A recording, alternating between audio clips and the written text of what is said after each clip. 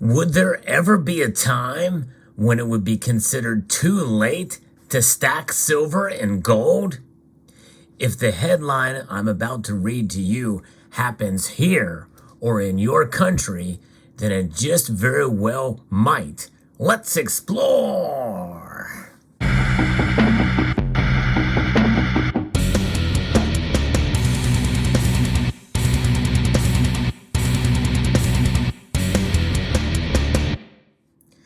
Nigeria limits ATM withdrawals to $45 per day to force government-controlled digital payments. If that headline sounds scary to you, well, you should be frightened, especially if you live in Nigeria. But you don't even have to live in Nigeria to be fearful of what is happening there. If it can happen there, it can certainly happen in more developed nations, and definitely can happen here, because this is about cryptocurrencies. And Nigerians love Bitcoin but hate government cryptocurrencies. I'm going to be referencing an article here from Zero Hedge, and as shared with me by a member of the community, this is something else. And I tell you, if this happens here, well, all bets are off as far as, what will be done and how fast we could decline here. In April, leading cryptocurrency exchange KuCoin noted that 35% of the adult population in Nigeria, roughly 34 million adults aged between 18 and 60, own Bitcoin and other cryptocurrencies. But when it came to the country's central bank digital currency, the Naira, it was a massive failure. So that's now you can insert gold and silver in there as opposed to Bitcoin. In fact, you probably should do that, especially after the latest news we heard about Sam Bankman-Fried being arrested in the Bahamas, and with the chance of other exchanges falling. There's a lot of people moving away from some of these exchanges and cryptocurrencies in general because they're fearful. We've seen a lot of them drop, and they're moving more towards gold and silver. And you know what? If you're into cryptocurrencies, I encourage you to branch out a bit and get yourself a little bit of gold and silver, because they are incorruptible, being is that they are in your possession. There's no counterparty risk. Where there is a counterparty risk with any cryptocurrency out there, you are beholden to someone or something, even if it's a cold wallet. The article continues here. That according to Bloomberg, only 1 in 200 Nigerians use the Naira, which is the CBDC, despite government-implemented discounts and other incentives implemented as desperate measures to increase adoption. Make no mistake, they will do that here too. They will provide incentives for sure to make people adopt it quicker. Now, the government is looking to boost digital payments by limiting ATM withdrawals to just 20,000 Naira, which is about $45 per day, measured in U.S. dollars, according to Bloomberg, citing a circular sent to lenders. Recently, this previous withdrawal limit was about $350. Even that was pretty draconian. But you think about it, they're going to start out with the carrot. The carrot is these incentives, and then when people don't fall in line with that, or aren't bought by that or sold on that measure with the carrot, they're going to move to the stick. And this is the stick portion.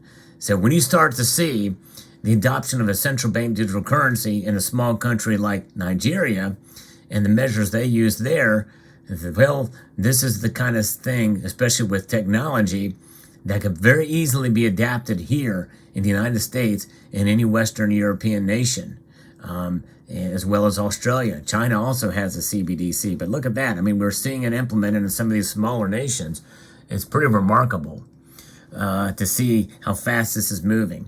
Weekly cash withdrawals from banks now being limited and without the fee, and individuals, and $500,000 for corporations. That's $1,125 limited for corporations, and crazy. So the weekly withdrawals are $225. The action is the latest in a string of central bank orders aimed at limiting the use of cash to expand digital currencies to help improve access to banking. So there's always something that they say, well, this is for the good of the individual, while punishing the individual. It's crazy, but that's the world we live in nowadays. It's gaslighting 101, it seems. But nonetheless, it's the central bank last month announced plans to issue redesigned high-value notes from mid-December to mop up excess cash, and it's given residents until the end of January to turn in their old notes. So that's just it. That's a liken to what has been proposed here in the United States, e-cash. And make no mistake, some of these notes could have some tracking mechanisms in there as well. Not necessarily a chip implanted, but a QR code that will be scanned, so you can follow the life of that note and where it's traveled and how money is being spent in cash form, to not necessarily tie it to an individual, but to a group, and to what's happening with organizations, neighborhoods, and the like with cash transactions, and they can police that. It's remarkable what's happening, and it's unfortunate, and it's scary when you think about it. So what's more, new rules will take effect on January the 9th. Will ban the cashing of checks above $112 US over the counter and $22,480 through the banking system. That's crazy. They will ban the cashing of checks over $112 and through the banking system, no more than $22,480. Point of sale cash withdrawals have been capped at $45. Meanwhile, banks are only allowed to load their ATMs with 200 Naira denominations and under, while individuals and corporations will be allowed to cash a maximum of 5 billion and 10 million Naira, respectively, if there is a compelling circumstance not exceeding once a month, which will be subject to enhanced due diligence along with processing fees, according to the central bank. Such withdrawals will require the approval of a bank CEO. What is that due diligence? Likely some sort of ESG component tied to it. And that's exactly what's going to be happening here. They're going to tie your personal environmental footprint, how you spend money on all sorts of things, and be able to limit you individually for these transactions and things that you do.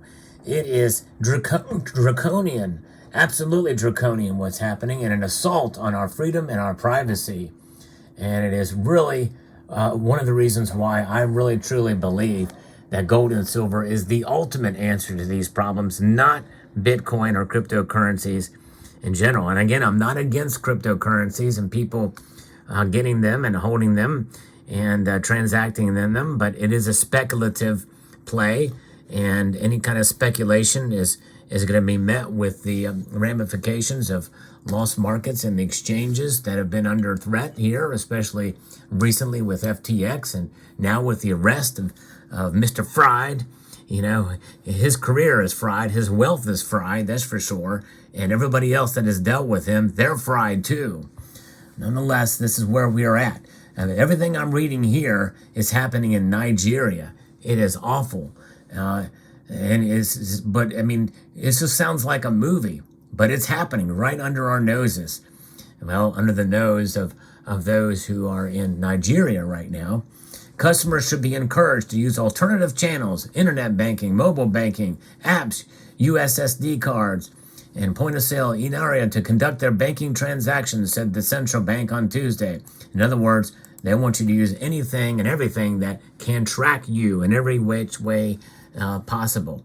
Now, there's going to be some of you who post a comment here and say, well, we already have digital currency. Anything that's in the bank is digitized. Yes, that's true, but it's only tracked by the banks. Now, people say, well, the banks are bad enough. They're worse than the government. Well, they're in collusion with the government. That's what's happening. That's what CBDC will be. That will be in collusion. And there's already some level of collusion. They could very well do right now what has happened in Canada. And that's really the problem. But they're just make it so much easier, and they will even make it more centralized. Because right now it is still somewhat independent from the Federal Reserve and the central banking system here in the United States and other countries. But we are headed there fast. And so transactions aren't necessarily checked by the government, With the CBDC, you will not be able to escape in any way, shape, or form, not only taxes, but also any kind of transactions that they deem going against the environment, going against their social causes of social justice that they measure as being appropriate and worthy, and on their governance, which is they say, well, okay, well this person bought some fertilizer. We're going to automatically flag him, even though he's working in his garden or what have you. They can find whatever they want on you. They can twist the tail of the tape from your transactions to make it be whatever they want. If they don't like you, let's say you run for public office and you're in the wrong party, and they see that for instance, you may have bought a certain amount of things that they deem as being a threat or what have you, then we use that against you. And make you not eligible in one shape or form. That's just a simplistic example, but nonetheless, it's there. Those are the kind of things they can do, and they can do it with essentially a flip of the switch. It is guilty, and you won't even have a chance to prove your innocence, by the way, on this matter. That's where we at. That's where we are going. If this headline comes to the United States or a country in Western Europe or Australia, Canada, and the like, well, I think that we're in real trouble here. And so, will it be too late to stack silver and gold at that time? Maybe so, because if they are tracking your transactions and limiting your withdrawals, you won't be able to buy a whole lot of it with cash. You certainly won't be able to buy a 1 ounce gold coin in that regard. And they may say, well, you know what, they're trying to circumvent the law, and the law of CBDC, to be able to buy their wares that we don't think they should be buying. For instance, if I buy this gold coin and I want to buy a gun with it, I want to buy a long gun with this gold coin, they would see that as being able to buy it on the black market for gold. And I could probably get a fairly nice, AR-15 with this gold coin. And so if I was to take and buy one of these, they would see that as a threat. So they would limit my transactions. It may be too late to buy gold or even most silver out there. So something to ponder, folks. This CBDC is bad news all the way around, and it is coming. It just needs congressional approval. And my guess is the way things are working in Congress right now, there's going to be a lot of Republicans who will vote for it. And it's really a shame that that's where we're going in this country. And they're going to do it under the guise of, well, progress.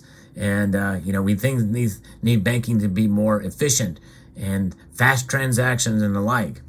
But CBDC and ESG go hand in hand with their acronyms: environmental, social governance, and central bank digital currency. Scary times we're living in. And I know it's Nigeria, it's not the United States, but think about what happened last year. Joe Biden put out a directive or an executive order or a memorandum. I'm not sure which one it was. I think it was a memorandum. I don't think it was a directive, but nonetheless, to study central bank digital currency. And it had all of the functions of ESG in that. I read the whole thing. It's there. They are already starting it with and I've reported on this as well too on my channel, with the New York Fed is doing a pilot project with CBDC right at this moment with some of the biggest banks in the world. So it's already underway, folks. This is not conspiracy theory. This is conspiracy fact. And you know me, for those of you familiar with my channel, I shun most conspiracy theories out there. Believe you me, it takes a lot to get me to to believe some of the stuff that's out there. So I come with a healthy amount of skepticism, and I did this as well too. But when it's talked about right in the open, starting with Klaus Schwab from the World Economic Forum, you will own nothing and be happy. That's an absolute example. This stuff is happening right before our eyes, but the media will not report on it fairly. So they can do it right out in the open, and they can just twist it and spin it in any way they want. But those of us who've been around long enough, we know, and even for some who have not, you've already seen very recent examples. You give the government a little bit of power and they take a lot. And anything temporary that's done through executive order or what have you can be permanent. It takes an act of Congress or something else, a very dramatic move to reverse a lot of the bad things that happen. And so that's where we're at today, folks. I hope you found this video informative. I encourage you to do your own homework on this, but I really have a strong fear that this is something that is coming, and we should be prepared and with our finances. And I believe that's why gold and silver, I think, are growing in popularity because of the reasons I mentioned in this video. Let me know what your thoughts are. Post them in the comment section below. I'd like to extend a multitude of gratitude to you all for taking the time to watch and encourage you to please rate, share, comment, and subscribe.